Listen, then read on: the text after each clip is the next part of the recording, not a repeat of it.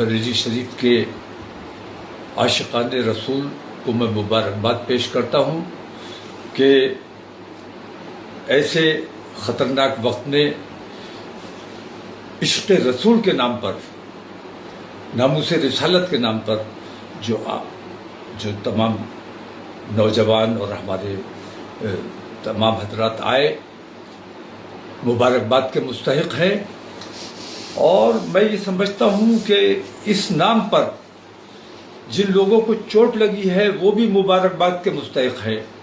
मुझे शदीद अफसोस इस बात का है कि मैं ने जो एक अमन का रास्ता इख्तियार किया था और मैं ये चाहता था कि मैं अपनी तकलीफ, अपनी परेशानी के लिए एक मेमोरेंडम डीएम के ज़रिए अपने मुल्क की राष्ट्रपति को भेजूं और नामूस रिसालत पर जो हमला बार बार होता है इसके लिए सख्त कानून की बात की जाए।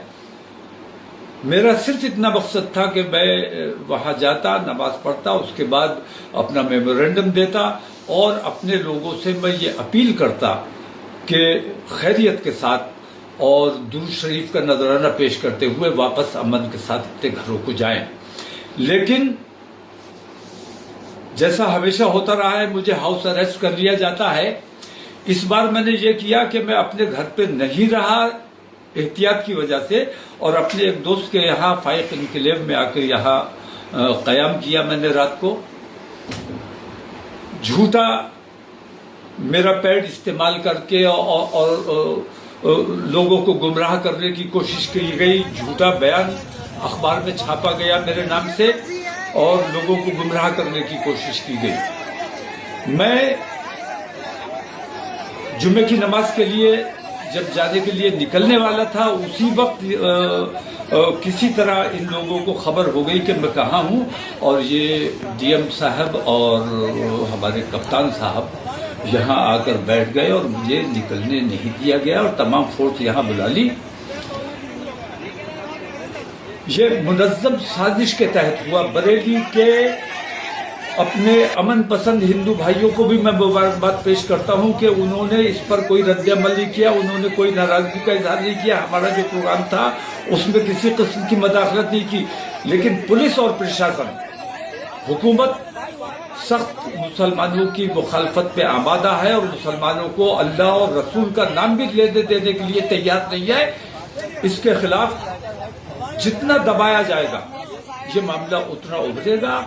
अगर हमें हमारे मजहबी उमूर से रोकने की कोशिश की जाएगी, हमारे अंदर भी कुछ ऐसे नाअक़ीदत अंदेश लोग हैं जो मुखबरी करते हैं, मुनाफिकत करते हैं। इन लोगों ने माहौल को ख़राब करने की कोशिश की है। मैं अगर मौके पर चला जाता, मैं वहाँ नमाज पढ़ लेता, अपना मेमोरेंडम दे देता, तो बरेली में किसी किस्म का कुछ नहीं होता। लेकिन पुलिस ने जानबूझकर मुसलमानों पर लाठियाँ चलाई। मुसलमानों पर ये इल्ज़ाम लगाया जा रहा है कि मुसलमानों ने पत्थर चलाया है। ये बिल्कुल झूठी बात है। मुसलमानों ने कोई पत्थर नहीं चलाया है और मुसलमानों को ज़दोकोब किया गया है। अगर ये तरीका, मैं अभी तक गिरफ्तार हूँ, अभी तक मैं हाउस अरेस्ट हूँ, मुझे निकलने नहीं दिया जा रहा है और अंदेशा इस बात का है।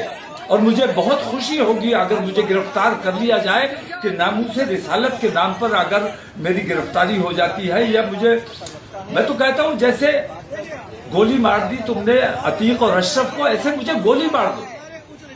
नामूस रिसालत के नाम पर हम जान देने को तैयार है, हमें कोई दिक्कत नहीं, कोई परेशानी नहीं है।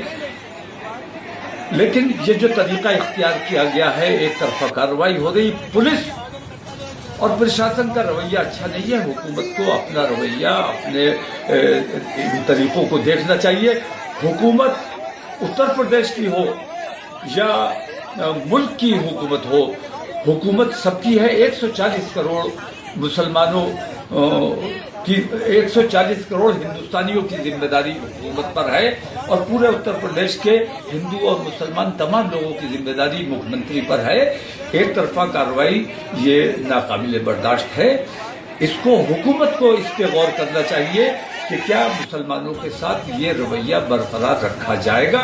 اگر یہ رویہ جاری رہا تو میں یہ سمجھتا ہوں کہ ملک کے حالات بگڑنے کا اندیشہ ہے، جو میں کسی بھی قیمت پر بگڑنے نہیں دینا چاہتا ہوں۔ میں نہیں چاہتا کہ کسی بھی صورت میں ہمارے ملک کا، ہمارے شہر کا امن خراب ہو۔ آج بھی لوگوں نے یہ دیکھا ہے کہ مسلمانوں نے امن کو نقصان نہیں پہنچایا ہے، پولیس نے خود امن کو نقصان پہنچایا ہے، اور ہندو مسلم فساد نہیں ہوا، اس لیے پولیس نے اپنی طرف سے فساد مسلمانوں کے اوپر تھوپنے کا کام کیا ہے۔ میری آپ تمام لوگوں سے درخواست ہے کہ بہت صبر و سکون کے ساتھ اس وقت حالات کو دیکھتے ہوئے گرفتاری ہو جائے۔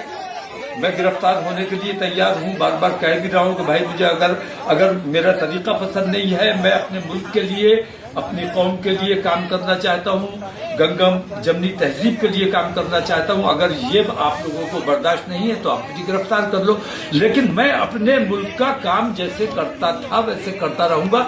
میں صرف مسلمانوں کی بات نہیں کرتا ہوں، میں اپنے ملک کی بات کرتا ہوں، اپنے ملک سے محبت کرتا ہوں۔ السلام علیکم۔